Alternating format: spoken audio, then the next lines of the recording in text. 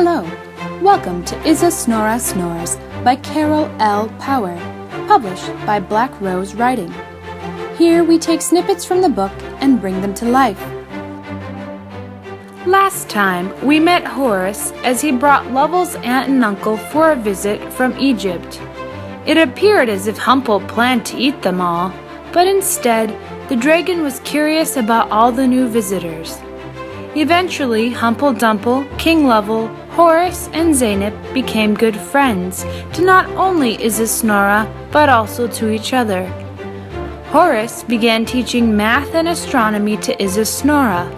In exchange, Sir Calum and Lady Morella taught him clockmaking and painting.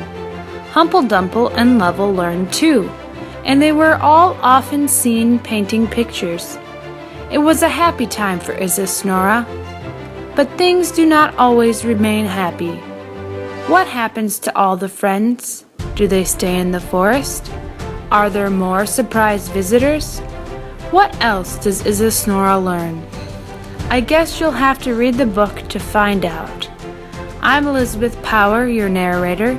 Thank you for listening. Here's Carol L. Paur, the author of Isasnora Snores, with a few words to share with you.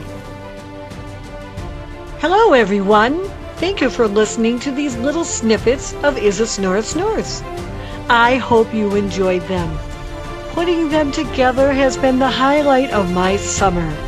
This could not have been done without the wonderful actors Kaylee Kitzman, James Salamis, Dan Gavin, Ted Allen, Ray Henderson, Vincent DeJazo, Greg DeJazo, Kat Kortnick, Todd Phillips, Matthew Wainert, J.P. Wainert, Ann Wainert, Steve Hay, Joan Hay, Monica Paur, and our wonderful narrator, Elizabeth Paur.